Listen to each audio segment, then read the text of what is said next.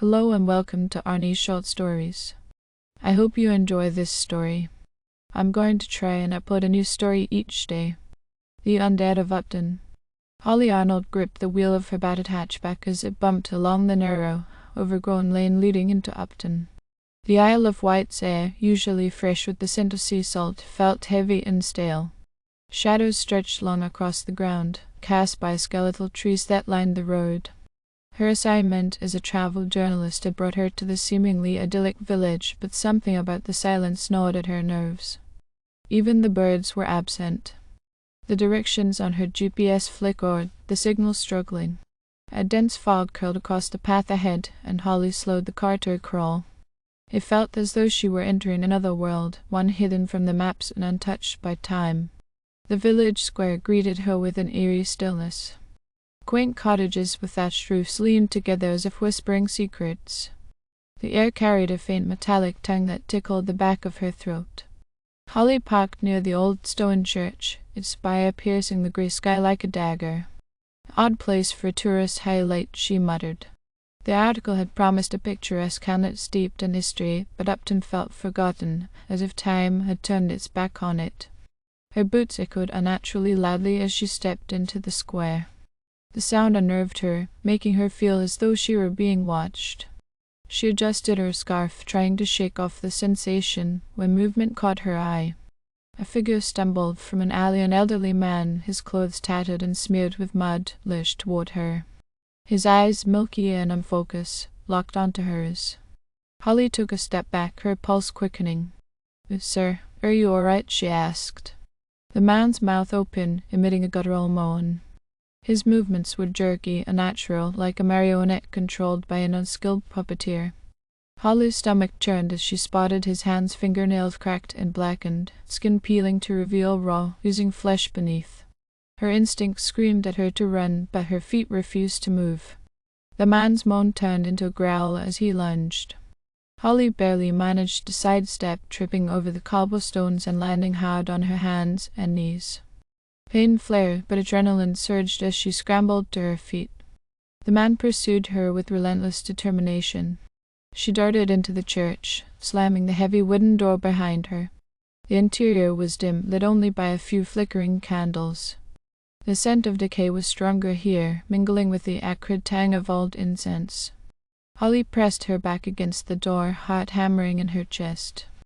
"Help," she whispered. Her voice echoed faintly, swallowed by the oppressive silence.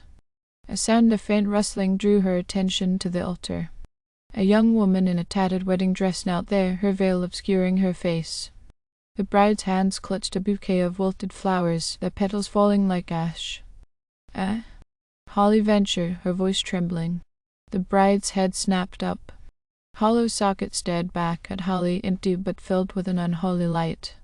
The bride's jaw unhinged, releasing a bone-chilling scream that reverberated through the church.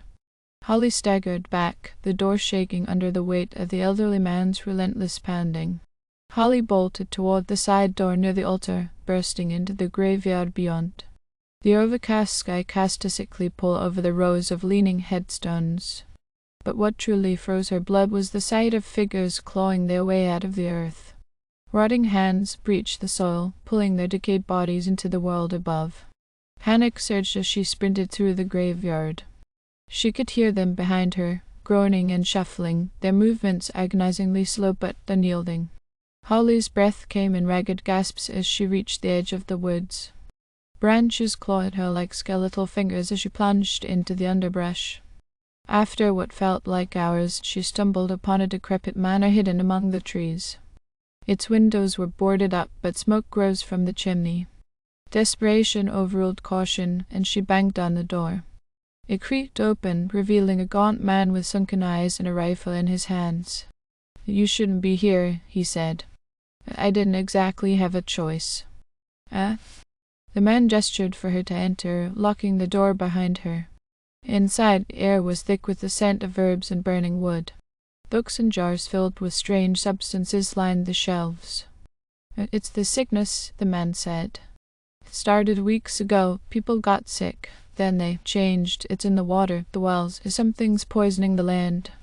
Holly asked, her voice shaking. He shook his head. Not for them, but maybe for us. A sudden crash at the window made them both jump. A decayed face pressed against the glass, its teeth bared.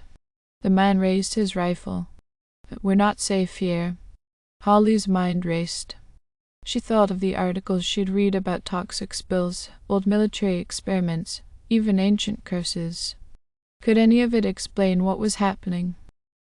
There has to be a way to stop this, she said. The man hesitated.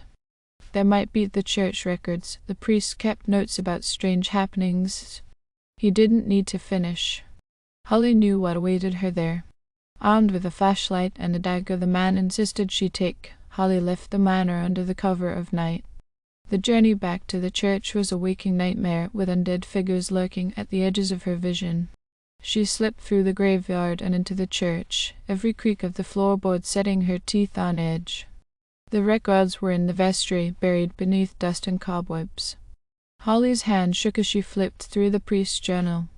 Entries spoke of an ancient artifact unearthed in the village, a black stone said to grant eternal life but cursed to bring death instead. The priest had tried to destroy it but failed. At the crypt, Holly whispered. The artifact had been sealed in a family crypt beneath the graveyard. Gathering her courage, she descended into the crypt. The air was icy, the walls damp. At the far end of the chamber, a pedestal held the artifact, a jagged black stone that seemed to pulse with malevolent energy. Holly's skin crawled as she approached. She raised the dagger, hesitating for only a moment before driving it into the stone. A blinding light erupted, and a deafening roar filled the crypt. The stone cracked, then shattered, releasing a wave of energy that knocked Holly off her feet. When she awoke, the air felt clean, the oppressive weight lifted. She emerged to find the undead collapse, their bodies crumbling to dust. The village was silent once more, but this time it felt at peace. Holly drove away from Upton with the priest's journal beside her, the story she'd write swirling in her mind.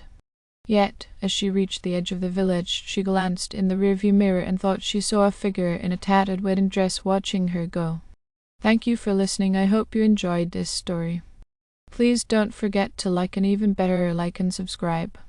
Thank you very much, and I hope you have had or have a great day.